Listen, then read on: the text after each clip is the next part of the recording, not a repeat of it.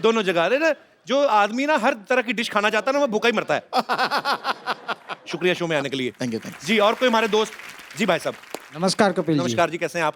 मुझे ये टेक्नोलॉजी से बहुत चिढ़ है सर। चिढ़ है? हाँ, व्हाट्सएप एंड फेसबुक से। अच्छा मैं एक वाक्य सुनाना चाहता हूँ मेरा। जी, प्लीज। 15 साल पहले मेरी शादी हुई थी। अच्छा जी। तभी ये फेसबुक और व्हाट्सएप कुछ नहीं था। अच्छा। तो जब रिश्ते आते थे तो मम्मी पापा के पास आते थे, तो जी। उनको उनके मम्मी पापा अच्छे लगते थे तो रिश्ते आगे बढ़ते थे। राइट। तो 2-3 रिश्ते तो ऐसे ही उड़ गए। अच्छा अभी मैं शादी लायक था, एक रिश्ता आया, मम्मी पापा को तो पसंद आया।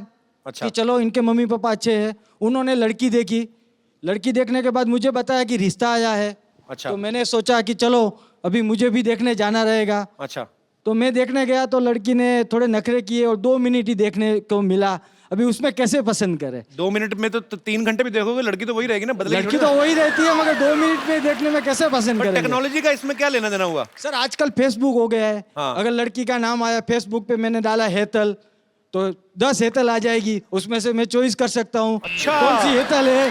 तो अगर तो आपको इस बात से चिढ़ है कि आपके टाइम पे वो क्यों हाँ नहीं जी था? सर, अगर 15 साल पहले ये आ गई रहती हाँ। तो मैं सबसे पहले घर में देख लेता और मम्मी पापा को बोल देता मुझे ये हेतल पसंद है। अभी जिनसे शादी की वो पसंद है आपको? मेरे नसीब अच्छा था कि मुझे जो पसंद थी उसके साथ ही लड़की, उसके साथ ही शादी हो गई। नहीं, आपको बोलना पड़ रहा है ऐसा कि सच्ची में ऐसा नहीं है? नहीं सर, सच्ची में सच्ची में। अच्छा। Yes sir. तो उनको साथ नहीं लाए? नहीं, साथ में आई है मेरी वाइफ, अच्छा, साथ कैसे में हैं ही है। आप? बहुत बढ़िया। चलिए, बहुत अच्छा लगा देख तो के आप उसके साथ लिए में। मुझे बहुत चिढ़ है। पर नहीं, अभी देखिए आपको तो अच्छी बीवी मिल गई ना, बीवी तो अच्छी आपकी मिल गई। पसंद की है। Yes sir. तो अभी चिढ़ क्यों कर? छोड़ो ना। मगर सर फेसबुक रहता तो और भी चॉइस मिलती ना सर।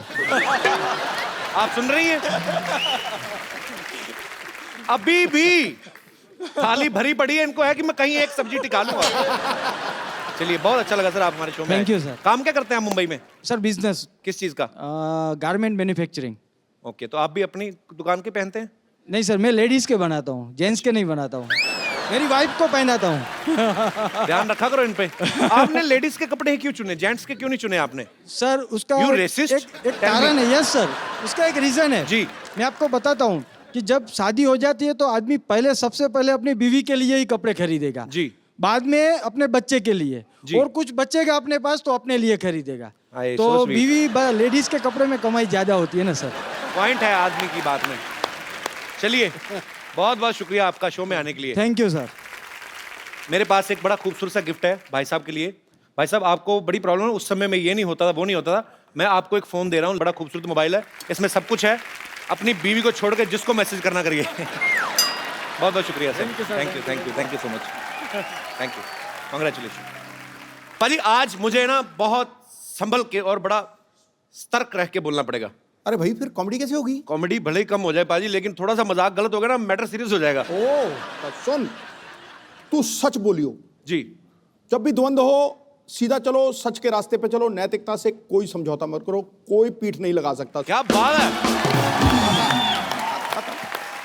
तो आज हमारे मोहल्ले में वो महान शख्सियत आ रही हैं जिन्होंने हिंदुस्तान को एक नई दिशा दी और देश के हित में हमेशा ही अपनी आवाज उठाई। सच की लड़ाई के लिए इन्होंने बहुत आंदोलन किए, धरने किए। ये बहुत ही बड़े समाज सेवक हैं। तो आप सबकी जोरदार तालियों के बीच में इनवाइट करना चाहूंगा हम सबके प्यारे अन्ना हजारे। अन्ना, आपका हमारे शो पे बहुत बहुत स्वागत है। आज मुझे अपने आप पे गर्व हो रहा है कि मैं अन्ना के साथ खड़ा हूं। अन्ना, आप आइए, यहाँ पे विराजमान हो जाइए। नहीं नहीं, रोक यार, रोक। देखो, लोग यहाँ पे आते हैं, आज मेरा वहां जाने का दिन। आज पूरी दुनिया में ईंट का जवाब पत्थर से देने के लिए लोग तैयार बैठे हुए हैं। ऐसे में अहिंसा को हथियार बना के सत्य के मार्ग पर चलने वाले लोग बहुत कम है दुनिया में। अन्ना, हमें आप पे बहुत गर्व है। अच्छा, मैंने जो अन्ना को देखा है, जितना समझा है, मुझे ये विश्वास हो गया कि सच में बहुत बड़ी ताकत होती है। एग्जाम्पल आपके सामने है।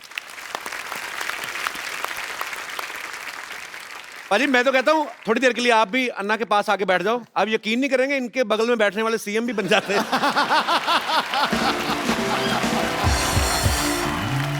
मेरा दिल कर रहा है कि मैं थोड़ी देर बैठा रहूं, चुपचाप अन्ना को देखता रहूं।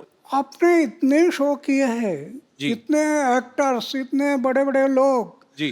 क्या आपको कभी लगा था कि एक मंदिर में रहने वाला फकीर आदमी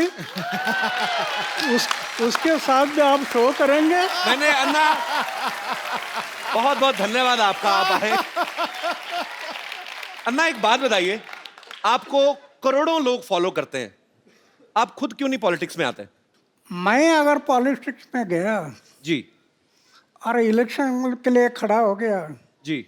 तो मेरा डिपॉजिट भी जब्त हो जाएगा। क्यों? जी हमारे देश का वोटर जागरूक नहीं है। जी। वो 500 रुपए के नोट देखने से भी भूल जाता है। क्या बात है। गुंडा है, भ्रष्ट है, व्यभिचारी है, 500 रुपए के नोट दिखाई दिया उसको वोट दे देता है। जी। इसलिए जागरूक मतदार ये लोकशाही का आधार है। जो मतदार अगर देश का जागरूक हो गया तो ये देश आगे बढ़ने में समय नहीं लगेगा। अरे वाह यार वाह। बाजी मैं बहुत प्यार करता हूं अन्ना से, और मेरे दिल में बहुत सम्मान है इनके लिए। हमारे देश में इतने बड़े बड़े आंदोलन हुए हैं जो अन्ना की वजह से हुए हैं। अन्ना के साथ करोड़ों लोगों का हमेशा साथ रहता है। मुझे आज सच में यकीन नहीं हो रहा कि अन्ना हमारे शो पे आए हैं। एक्चुअली अन्ना का पूरा नाम जो है वो किशन बाबूराव हजारे है। तो अन्ना नाम आपको किसने दिया? परिवार में सबसे बड़ा भाई है, उसको बोलते हैं अन्ना। ओके तो हम 4 भाई, उसमें सबसे बड़ा मैं था। ओके तो घर के लोग कहने लगे अन्ना, ओके। फिर पड़ोस के लोग कहने लगे अन्ना, अच्छा। फिर गांव कहने लगा अन्ना, और अभी देश कह रहा अन्ना।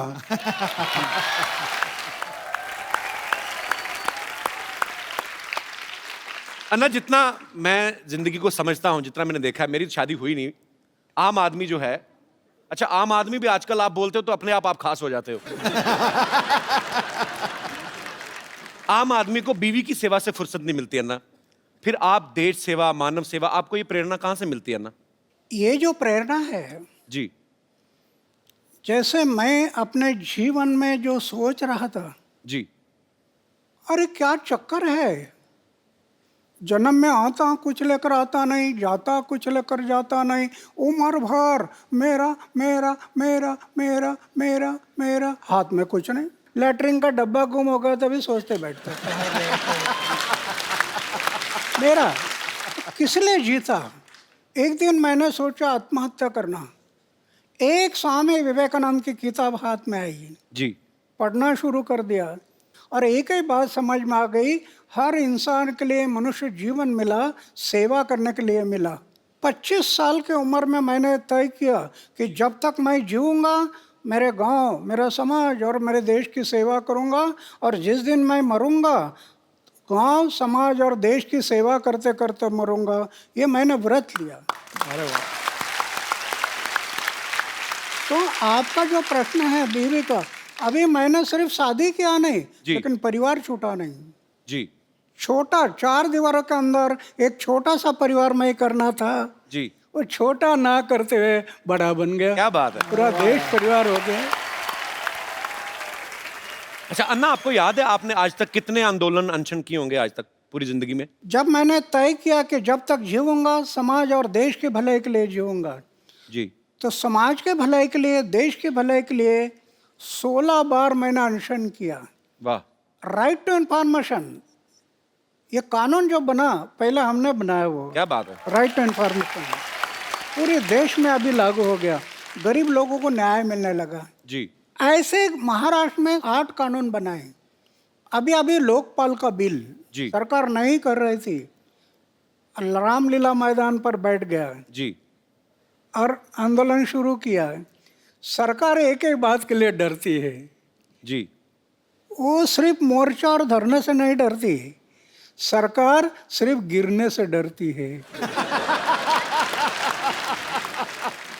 ये डर जब लगता है ना तो ऐसे कानून बनाती है सरकार। अन्ना, जब मैं बचपन में मेरी माँ से मेरा झगड़ा हो जाता था, मतलब कभी कभी भाई होता है कि आपकी माँ से नाराजगी हो गई, तो यहाँ कोई भी बात मनवाने के लिए तो मैं खाना नहीं खाता था। पता है वो होता ना बच्चे को भी, बच्चे बड़े चालू होते ना, बच्चों को पता माँ देख नहीं सकती कि मेरे बेटे ने खाना नहीं खाया, तो मैं खाना पीना छोड़ देता था ना, तो अपनी बात मनवाने के लिए। तो ये आपका भी बचपन में कुछ ऐसा ही स्टाइल था? मतलब जब मैं ऐसे ही पूछ रहा हूँ। ऐसे मेरे बारे में हुआ था। अच्छा। हमारे घर के अमीरी नहीं थी जी। गरीबी थी। एक त्योहार आ था और मैं माँ को बोला एक अन्ना दे दो, एक अन्ना। अच्छा। एक आना बोलते थे ना पहले। जी जी जी। मुझे प्रेस करना है कपड़े के। माँ बोले अरे कपड़े को प्रेस क्या करता, मन को प्रेस करना चाहिए। कपड़ा तो क्या है, ये मैला हो जाता है। मन को दाग मत लगने दे, मन को तजला रखना। तो मैं थोड़ा गुस्सा हो गया, अच्छा, तो माँ ने मुझे चाटा लगा दिया। मैं दौड़ गया घर से। तो माँ डर गई, ये कहीं कुआं हुआ में तो नहीं जाएगा। फिर खोज करना शुरू कर दी, इधर खोजो उधर खोजो उधर खोजो, नहीं मिल रहा। फिर मेरा घर था जी, उसके ऊपर एक ढाबा था, अच्छा। उसमें मैं कबूतर पालता था, कबूतर। तो पीछे के रास्ते से मैं आकर ऊपर बैठ गया और सब देख रहा था, कौन कौन कैसे दौड़ रहा है, कौन सा कैसे भाग रहा है, ये माँ कैसे कर रही है, ये सब मैं देख रहा था। और फिर किसी ने मुझे देखा अच्छा, और कहा, अरे अन्ना तो ऊपर है। अच्छा, फिर वो देखने के लिए आए तो मैं मिल गया। तो ऐसे बात हुआ था, मैं भी एक बार माँ के साथ, लेकिन वो माँ है, जी बिल्कुल। वो माँ है। हाँ तो फिर भगवान ही हो गया ना। तो तो मतलब खाना पीना नहीं छोड़ते थे आप बचपन में? नहीं नहीं, खाना तो नहीं। खाना तो छोड़ता था समाज के भले के लिए। जब अनशन पर बैठता था जी। तब खाना छोड़ता था। क्या बात है। हर इंसान की अपने दिल और दिमाग के बीच लड़ाई चलती है। अन्ना के दिल और पेट के बीच लड़ाई चलती है। पेट को जैसे ही पता चलता है ना कि दिल ने ये डिसीजन लिया है कि मुझे अनशन करना है, पेट को टेंशन हो जाती है कि अब मैं भूखा रहूंगा, क्योंकि दिल ने तो डिसीजन ले लिया। तो अन्ना, इतने इतने दिन, कई कई दिन तक आप खाना नहीं खाते हो, तो कैसे आप, कौन सी शक्ति जो आपको ऊर्जा देती है? समाज और देश के भले के लिए मरने की तैयारी रख दिया ना, जी। तो दिन गिनने की जरूरत नहीं। वाह। अच्छा ना, मैंने खुद टीवी पे देखा है, करोड़ों लोग सड़कों पे आ गए थे जब अन्ना का 4 साल पहले आंदोलन शुरू हुआ था। अन्ना, जब लोग आपके साथ जुड़ते हैं तो फिर जो लोग चाहते हैं, कुछ ऐसे भी होते हैं मेरे जैसे कि भूख लग गई अब क्या करें, तो बीच में आधे घंटे के लिए गायब नहीं होते लोग, मतलब क्या, मतलब ऐसे पूछ रहा हूँ कि वो आपके हौसले की वजह से टिके रहते हैं एक्चुअली। हाँ, नहीं, मैं तो ये जो अनशन करते हैं ना, जी वो सही अनशन नहीं, वो तो दिखाने के लिए अनशन होता है, जी, इसलिए बीच में गायब हो जाते हैं। मैं कभी अनशन पर बैठ जाता है, जी कोई भी बात का मैं पीछा करता हूँ, जी, और जब आखिरी समय आता तो फिर करेंगे मरेंगे, इस इरादे से बैठ जाता है। वाह, जब मैं बैठ जाता हूँ तो मेरी ऐसी धारणा है, अरे हार्ट अटैक आकर लोग मरते हैं ना, हार्ट अटैक, हम पढ़ते हैं ना अखबार में, जी, रात को 10 बजे तक गप्पे लड़ाई और सवेरे चाय पीने के लिए उठाए नहीं। मेरी ऐसी धारणा है, जी, हार्ट अटैक आकर मृत्यु आना, जी, इसके बजाय समाज और देश की सेवा करते करते मृत्यु आ गया तो ये मेरा सौभाग्य है। क्या बात है। अच्छा अन्ना, आप 4 भाई हैं, जैसे नॉर्मल परिवार में होता है कि जैसे एक दुकान है पिताजी की, तो एक भाई अगर बीमार है तो दूसरा जाके दुकान पे बैठ गया। ऐसा कभी हुआ है कि आपको समय ना लगा और दूसरा भाई जाके अनशन पे बैठ गया हो? आई मीन आपकी फैमिली की तरफ से भी सपोर्ट होता था आपको हमेशा? नहीं, अभी क्या है कि मेरा एक भाई बैंक में है, अच्छा जी, वो उधर ही रहता है। अच्छा, दूसरा कोऑपरेटिव डिपार्टमेंट में एक है, अच्छा, वो भी उधर ही रहता है। अच्छा, और तीसरा है, वो पड़ोस के गांव है, जी। वहाँ उसका लड़का सर्विस में है, उधर रहता है। और एक भाई है, वो खेती पर है गांव में। ओके, अभी मैं तो 45 साल हो गया घर में गया नहीं। जी, मेरे भाई के बच्चों का नाम क्या है मुझे पता नहीं अभी तक। ये आपको यकीन नहीं होगा, जी, करोड़ रुपए की योजना अपनाई, करोड़ रुपए की, बैंक बैलेंस नहीं। वाह, मुझे राष्ट्रपति ने पद्मश्री, पद्म भूषण, अमेरिका, दक्षिण कोरिया, कनाडा, कहाँ कहाँ अवार्ड मिल गए, करोड़ रुपए से ज़्यादा अवार्ड मिल गए कैश। जी, उसका मैं ट्रस्ट बना दिया। वाह, 12-12.5 लाख रुपए इंटरेस्ट आता है हर साल। अच्छा, दुखी पीड़ित लोग हैं, उनके सेवा में लगा देता हूँ, कुछ रखता नहीं। सिर्फ सोने का एक बिस्तर है और खाने का प्लेट है, मंदिर में रहता हूँ, जी, लेकिन मैं अनुभव करता हूँ, अरे लखपति करोड़पति को जो आनंद नहीं मिलता होगा वो मैं अनुभव करता, कितना आनंद है। अन्ना, जैसे आप देश हित में काम करते हो, कई कई दिन तक आप अनशन करते हैं, आंदोलन करते हैं, आप पूरे देश में भ्रमण करते हैं। अगर आपकी शादी हुई होती तो बीवी तो एक एक घंटे बाद फोन करके पूछती। शादी, तो वो तो पूछती बीवी तो।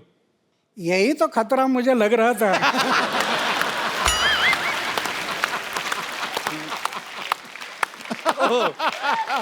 और इसके कारण मैंने तय किया कि शादी नहीं करना। और दूसरी बात यह है, 79 ईयर के इस उम्र में जी। बैचलर रहते हुए भी इतना भी दाग नहीं जीवन में, इतना भी। वाह, क्या बात है। ये भगवान की कृपा है। अगर दाग लग जाता मेरे जीवन में तो इन लोगों ने मुझे तोड़ मोड़ देना था। वाह। आज कुछ नहीं कर सकते, कुछ नहीं कर सकते। अन्ना, एक बात और जहन में आती है, मैं बच्चा हूं, आपने पूरी दुनिया देखी है। जैसे मैंने भी अन्ना अभी शादी नहीं की, मतलब करनी है मुझे। करना है? हाँ, करने है। मेरा दिल करता है। करो। पर मैं, जी, मेरे जैसा रहना तलवार के धार पर चलने से कठिन है। ये तो है। बहुत, ये मन बड़ा चंचल है, कब धोखा देगा पता नहीं। सही बात है। अच्छा ना, लेकिन हमारा जो समाज है, जैसे आपने निर्णय लिया कि मुझे शादी नहीं करनी है, लेकिन रिश्तेदार जो होते हैं ऊपर से ज्यादा प्रेशर करते हैं, तो आपके रिश्तेदारों से कैसे बचे फिर आप? बहुत हुआ। अच्छा। माँ एक लड़की अल्लाह कराते हैं दिखाने के लिए। अच्छा। मैं बोलता ये पसंद नहीं है। अच्छा, दूसरे आया, पसंद नहीं है। मतलब देख लेते थे आप? रिश्तेदार भी कई लड़की दिखाने के लेकर आते हैं। अच्छा। मैं बोलता पसंद नहीं है। ये लोग सब कहने लगे इसके दिमाग पर कोई असर हो गया। अच्छा। तो पागल हो गया वो। उस टाइम पर उन्होंने मुझे पागल में निकाला, ये मेरे लिए अच्छा हो गया।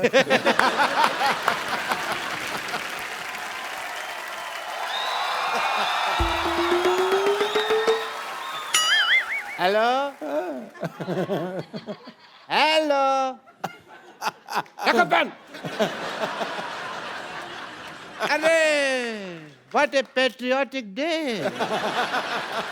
अन्ना हजारे साहब आए हुए हैं। सर नमस्कार। माई सेल्फ डॉक्टर मशहूर गुलाटी, MKNJ। MKNJ मतलब? मैंने कहा जी नमस्ते, दिख नहीं रहा, कर भी रहा हूँ, फिर भी पूछ रहे हो यार। ओके अन्ना जी, आप अहिंसा के पुजारी हैं। बैठिए डॉक्टर साहब, इधर आइए। आज वैसे नहीं बिठा रहे? नहीं नहीं, क्यों?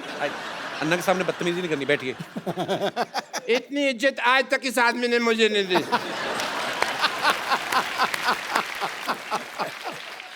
आपका रौब तो है, मानना पड़ेगा। आप अहिंसा के पुजारी हैं and I must tell you Anna Sahab, मैं भी बहुत अहिंसा को मानता हूँ, पर मेरे को लोग मारते हैं, मैं उनके ऊपर हाथ नहीं उठाता। क्योंकि मेरा हाथ पहले मरोड़ देते हैं, मेरा उठता ही नहीं। एनीवे अन्ना जी, मैं आपका बहुत बड़ा फैन हूँ। मैंने आपके जैसा सच्चा ईमानदार इंसान नहीं देखा कभी जी।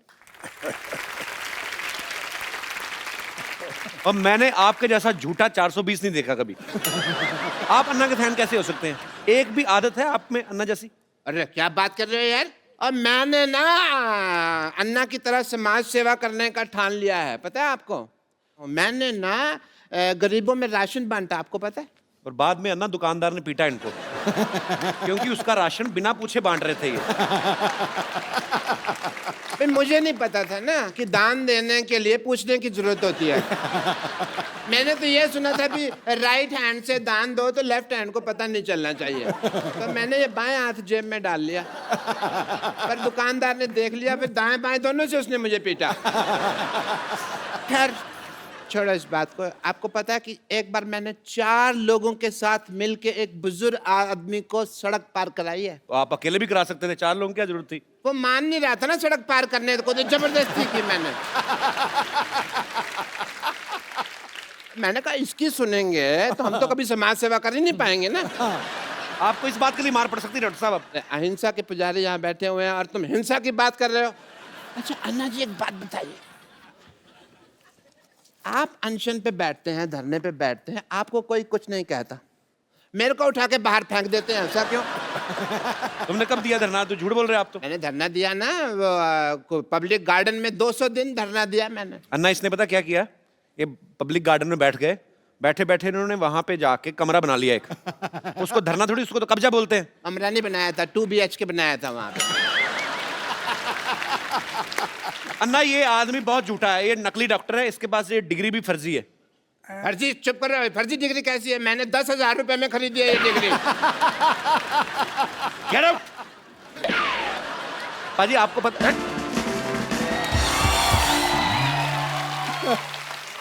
आप सबको पता ही होगा, पर मैं फिर भी बताना चाहता हूं कि अन्ना के ऊपर एक फिल्म बन रही है जिसका नाम भी अन्ना है।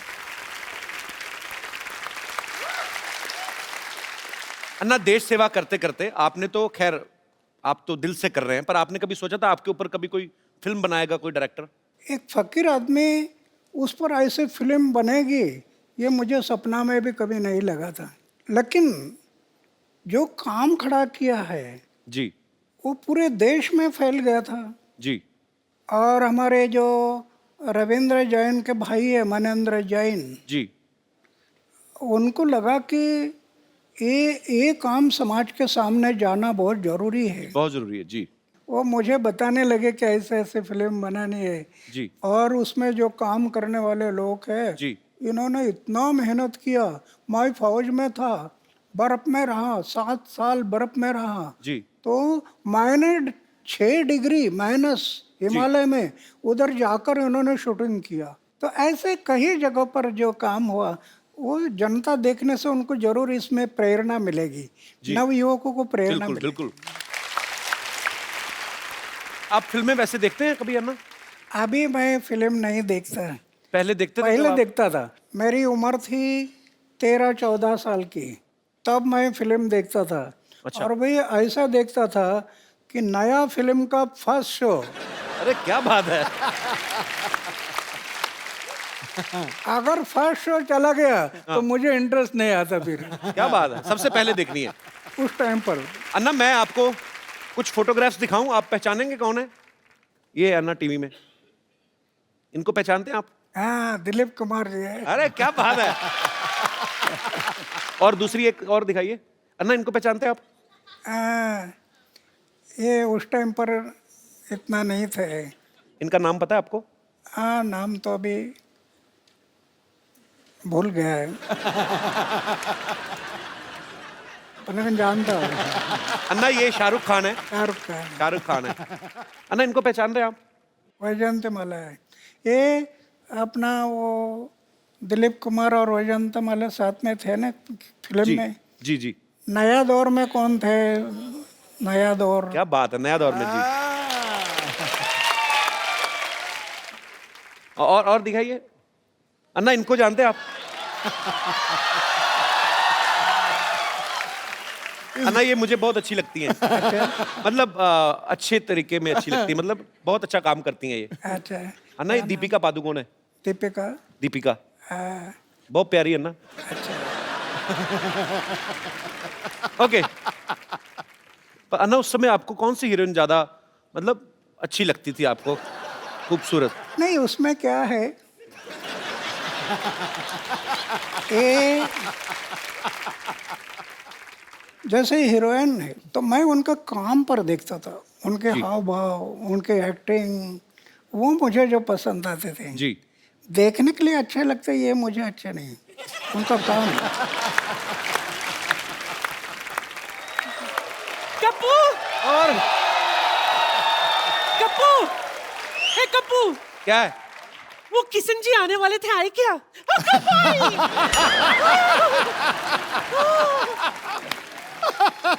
असं कसं? नाही, किती वेळ लावला तुम्ही माझ्या दारावर यायला? क्या बोली नानी?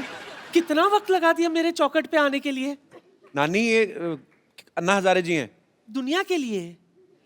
मैं तो उनको तब से जानती हूँ जब ये किशन बाबूराव हजारे हुआ करते थे, है ना? मुंबई में इनकी फूलों की दुकान थी।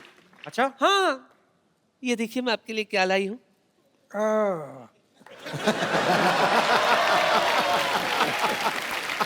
आपको याद है मैं रोज आपकी दुकान से एक फूल खरीदा करती थी? अभी तो 60 साल बीत गए, अभी कहाँ याद करोगे। रोज इनके दुकान से एक एक फूल इकट्ठा किया करती थी मैं, फिर उसका वरमाला बनाती थी। फिर एक दिन गाय आकर पूरा पूरा वरमाला खा गई। मेरा सपना धरा का धरा रह गया। लेकिन सच कहूं, मुझे उस बात का बिल्कुल भी अफसोस नहीं है। मुझे तो इस बात की खुशी है कि अगर आपकी शादी होती ना, वो लड़की बहुत खुशनसीब होती, क्योंकि उसको खाना कम बनाना पड़ता था ना, क्योंकि हर वक्त आप तो अनशन पे बैठे रहते है ना। नानी, इनको घर नहीं बसाना था ना, इनको देश बसाना था, इसलिए उन्होंने शादी नहीं की। लेकिन मेरे अरमान तो अधूरे रह गए ना। हाँ? Anyway, मुझे इस बात का बहुत अफसोस है कि मैं आपकी नहीं हो सकी, लेकिन इस बात की खुशी है कि आप देश के हो गए। हाँ, इसलिए तो मैं भगवान के आभार मानता हूँ कि मैं पूरा देश का बन गया। सच सच सच सच सच। इसलिए मेरे लिए तो आपके चरणों की धूली काफी है। नानी, ना। एक मिनट, नहीं। वो स्वच्छ भारत अभियान से जुड़े, उनके चरणों में धूल है ही नहीं। हाँ, उनके वो साफ सुथरे रहते हैं, साफ सुथरे। चलो माफी मांगो अन्ना से। अन्ना जी माफ करना।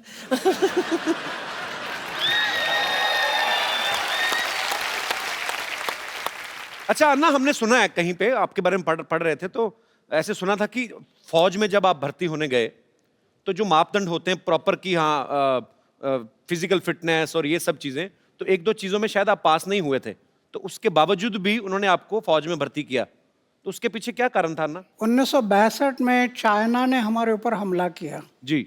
हमारे बहुत जवान मारे गए अच्छा। और फिर देश को लगा कि जवानों की जरूरत है।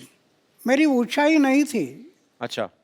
छाती चौड़ी नहीं थी, जी। लेकिन इमरजेंसी थी, देश को युवकों की जरूरत थी। अच्छा। इसलिए मेरा सिलेक्शन हो गया। मैं 14 लोगों का कमांडर था जाते समय। अच्छा। तो हम सब लोग 14 लोग थे। उन्होंने सोचा कि जब तक शरीर में प्राण है तब तक देश की सेवा, समाज की सेवा करनी, ये तय किया। और मेरी छाती चौड़ाई ये कुछ नहीं थी, जी। फिर भी देश की सेवा करते रहे। वाह। और 15 साल के बाद मैं पेंशन पर आ गया है। वाह। और ये सच्ची बात है, ये हमारे जवान जो हैं, जब आप फौज में भर्ती होते हैं, उनकी ट्रेनिंग बहुत मुश्किल होती है, और ट्रेनिंग के बाद जब उनको अपॉइंट किया जाता है, जब उनकी पोस्टिंग होती है, और मेरा सैल्यूट करने को दिल करता है हमारे जवानों को। और हमारी पूरी टीम की तरफ से हमारी कभी कोशिश रहेगी कि हम अपने देश के जवानों के लिए एक ज़रूर एक अच्छा सा शो ऑर्गेनाइज करें। और बहुत दुख होता है जब हमें कभी ऐसी न्यूज़ सुनने को मिलती है कि सरहद पे या कहीं पे भी हमारे देश के जो जवान हैं, उन्होंने देश के लिए अपनी शहादत दी। हम उनके परिवारों के साथ हैं, हमारी शुभकामनाएं उनके साथ हैं। बहुत बहुत शुक्रिया। अच्छा ना, ऐसे ही मन में सवाल आया, जैसे मेरे 3 मामा हैं, तीनों ही आर्मी में थे, तो वो कहते थे कभी कभी हमें ना बर्फ में पीनी पड़ जाती है, मतलब ऐसे ही। अन्ना, आपने कभी नहीं ट्राई की? मैं शुरू में जब बर्फ में मैं गया जी। तो 2 पैक रम मैं पीता था शुरू में। लेकिन जब स्वामी विवेकानंद की किताब पढ़ी, जी। जीवन समझ में आ गया कि सिर्फ खाना पीना और मरना इसके लिए जीवन नहीं। फ्री रम मिलती थी, फ्री जी। लेकिन कभी मैं हाथ नहीं लगाया उसको। वाह। 1975 में पेंशन आ गया, अभी 38 साल बीत गए, हमें 2 बोतल रम मिलती हर जवानों के लिए। अच्छा। लेकिन मैं कभी रम लेने के लिए गया नहीं। आज मुझे दुख होता है, ये दोनों देशों को अभी फिर से लड़ाई करना ठीक नहीं है। दोनों की आर्थिक स्थिति फिर बहुत विकट है। एक लड़ाई में कितना खर्चा आ जाता है, जी। देश कितनी जाने चली पीछे जाता है। ये आज वो लड़ाई होना नहीं चाहिए, ऐसे मैं मानता हूँ। लेकिन अगर पाकिस्तान नहीं मानता है तो 79 ईयर मेरा एज हो गया, और जरूरत पड़ी तो फिर मैं सीमा पर जाने के लिए तैयार हूँ। क्या बात है। और कप्पू शर्मा, ओहो, वाह वाह वाह वाह, हमारे तो भाग्य ही खुल गया अन्ना, आप हमारे मोहल्ले में आए। देखिए मैं आपके लिए चाय लेकर आया हूँ। अन्ना चाय पीते नहीं है, उनको जूस पिलाओ, बेवकूफ आदमी। जूस तो इनको बड़े बड़े लीडर नहीं पिला सके, मुझसे क्या पियेंगे ये।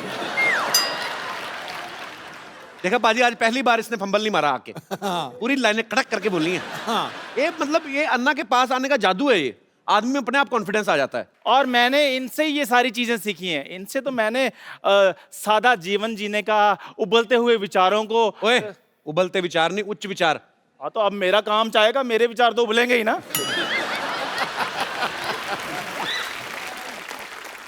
अन्ना, वैसे मैं भी बड़ा सिंपल सा हूँ, लेकिन आपको जब देखता हूँ ना तो मेरे में अंदर एक अजीब किस्म का कॉन्फिडेंस आ जाता है। लेकिन जब मैं बड़ी बड़ी जगह पे जाता हूँ मेरा कॉन्फिडेंस थोड़ा लूज हो जाता है। तो कभी आपके साथ भी ऐसा हुआ है कि आप 5 स्टार होटल में गए हो और छुरी और कांटा पकड़ते पकड़ते आपको भी कुछ थोड़ा कॉन्फिडेंस ऐसे हो गया हो? मैं इतना टूर करता हूँ जी। लेकिन होटल में कभी जाता नहीं। वाह वाह। एक बात है, जी। गया तो उसको याद नहीं रखता, भूल जाता हूँ। कि याद रखना ये घातक होता है, जी जी। इसलिए मैं याद नहीं रखता। इसको भी अन्ना, इसके माता पिता ने याद नहीं रखा, भूल गए वो। अच्छा अन्ना, मुझे एक बात प्लीज बता दीजिए कि मैं एक आम आदमी चाय बेचने वाला हूँ, मैं कहाँ तक पहुँच सकता हूँ अपनी लाइफ में? अरे हमारे देश का उदाहरण है ना, जी। चाय बेचने वाला आदमी भी पंतप्रधान बन सकता है ना। क्या बात है। अन्ना आशीर्वाद दे दीजिए ताकि मैं अपनी लाइफ में बहुत ज़्यादा आगे बढ़ूं। Thank you very much, thank you very much.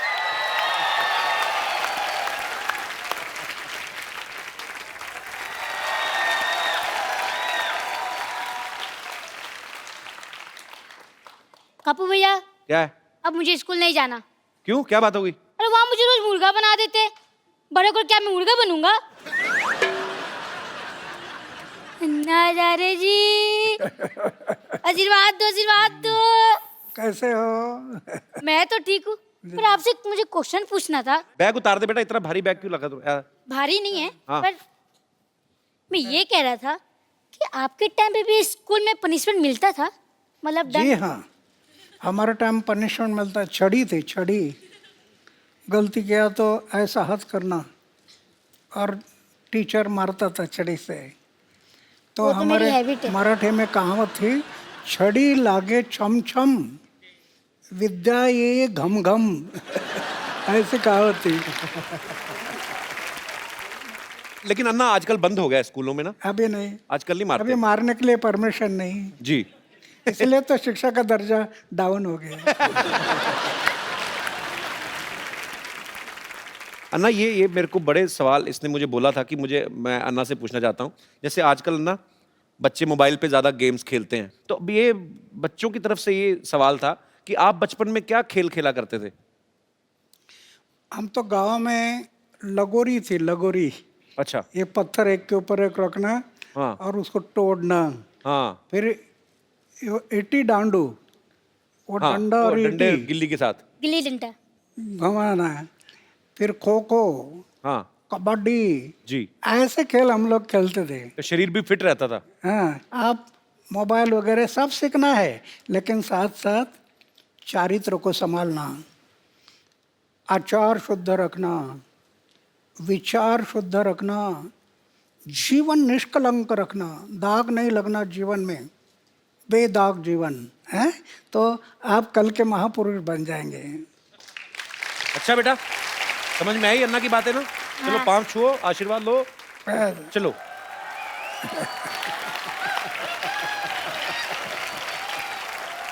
अन्ना यहाँ पे ना आपके चाहने वाले हैं, सब आपसे प्रेम करते हैं। यहाँ पे क्या पूरे देश में, पूरी दुनिया में है, लेकिन आपसे ये बातें करना चाहते हैं।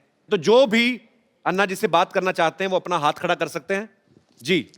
Hello Sidhu sir. Hello. Hello Kapil sir. Hello. Hello Anna ji. Sir मुझे आपसे पूछना है कि टेक्नोलॉजी में आजकल इतनी एडवांसमेंट हो गई है, तो पॉलिटिशियन से लेके एक्टर से लेके आम आदमी तक सब ट्विटर फेसबुक सब जगह हैं, आप क्यों नहीं हैं ट्विटर पर? या फेसबुक पर। आपको पता है वो जो आजकल फेसबुक आता है और ट्विटर पे आता है, हालांकि पंगे बड़े हैं ट्विटर के।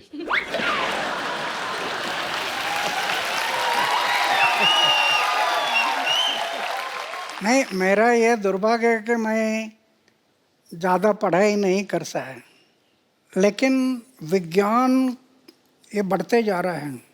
दुनिया में आश्चर्यजनक प्रगति हुई है, टेक्नोलॉजी में बहुत डेवलप हो गया है। एक तरफ विज्ञान ने अंतरिक्ष में प्रवेश किया, लेकिन दूसरी तरफ अध्यात्म ने अंतरिक्ष अपने अंदर भी प्रवेश करना जरूरी है।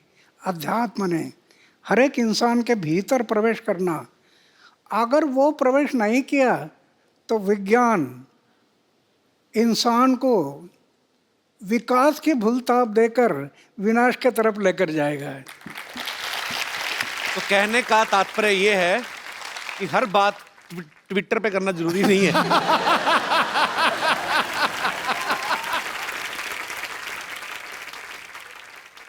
चलिए, बहुत बहुत शुक्रिया शो में आने के लिए। Thank you, ji, sir. और कोई मेरे दोस्त? जी भाई साहब। कपिल जी नमस्कार। नमस्कार आपको सर, कैसे हैं आप? बिल्कुल बढ़िया। मैं बोकारो झारखंड से आया हूँ। क्या करते हैं आप? मैं विधायक हूँ बोकारो में, एमएलए हूँ मैं। अच्छा, एमएलए हैं। बहुत बहुत स्वागत है आपका। Thank you. अन्ना को मेरा प्रणाम है। और अभी आपने कहा अन्ना कि राजनीति से मैं दूर रहना चाहता हूँ, अगर मैं चुनाव लड़ूंगा तो मेरे जमानत जब्त हो जाएंगे। आपको या आपके जैसे विचार के लोगों को, अच्छे लोगों को राजनीति में आनी चाहिए। क्या यह समय की मांग नहीं है कि नौजवानों का आप आह्वान करें कि देश हित में भ्रष्टाचार रोकने के लिए, देश की एकता और अखंडता को मजबूत करने के लिए अच्छे नौजवान, राष्ट्रहित का सोच रखने वाले नौजवान आगे आए भारत माता की सेवा करने के लिए? नहीं, ये जरूरी है। मेरी ऐसी धारणा है, नवयुवकों ने राजनीति में जाना जरूरी है, ऐसे मुझे लगता है। क्या होता है, राजनीति में कई लोग जाते हैं सत्ता से पैसा, पैसा से सत्ता, सत्ता से पैसा, पैसा से सत्ता, इसके पीछे घूम रहे हैं। इससे देश के लिए उज्जवल भविष्य नहीं है। अभी तो हम देख रहे हैं, जिसकी उम्र 70 साल 80 साल हो गई, वो भी इलेक्शन से रुकता नहीं। जी। इंसान जब मर जाता है तो 4 लोग कंधे पर ले जाते हैं। आज राजनीति में बहुत लोगों को ऐसे लगता है कि स्मशान में जाते समय भी चेयर में बैठकर ही जाना चाहिए, इतने चेयर से सेवा भाव नहीं रहा, वो बलिदान की याद नहीं। भगत सिंह, सुखदेव, राजगुरु जैसे लाखों लोगों ने कुर्बानी की और अंग्रेजों को कह रहे थे इस जन्म के क्या, अगले जन्म की फांसी दे दो, हमारी तैयारी है। किस लिए? हमारी आज़ादी के लिए। उनको याद रखना है। थैंक यू अन्ना। बहुत बहुत शुक्रिया शो में आने के लिए सर। अब वक्त है आप सबको मैं उनसे मिलवाऊं जिन्होंने फिल्म अन्ना जो है डायरेक्ट की है और खुद उसमें अन्ना जी का किरदार भी निभा रहे हैं। आप सबकी जोरदार तालियों के बीच मिस्टर शशांक उदयपुरकर जी। तो शशांक जी ने इस फिल्म को डायरेक्ट भी किया है और खुद अन्ना जी का किरदार भी निभाया। शशांक, आप उम्र में बहुत छोटे हैं, आपको मतलब कैसे आपके दिमाग में आया कि मैं ये किरदार निभाऊंगा या मुझे अन्ना जी के ऊपर फिल्म बनानी? आपका आइडिया था या मनिंदर जी का था? 2011 में पूरे देश की तरह मैं भी वो था जिसने अन्ना जी को रामलीला मैदान पर देखा। अच्छा। अन्ना जी को बिकॉज मैं इंजीनियरिंग कॉलेज में पढ़ रहा था, तो मैं हवा में उड़ रहा था। अच्छा। जिंदगी में फिल्में देखनी, कॉलेज घूमना। अचानक जब इनको देखा तो मैंने ये कहा कि इनको क्या हो गया, 74 साल का आदमी सरकार से पंगा ले रहा है, ये तो गए काम से। शाम को जिस मोमेंट मैंने ये सुना कि अन्ना जी ने जेल से रिहा होने से मना कर दिया है, मेरे लिए 360 डिग्री शॉक था। एक इंसान सरकार के साथ पंगा लेने जा रहा है, अगर गलती से पुलिस का कोई लेटर भी आ जाए तो आदमी की हालत खराब हो जाती है।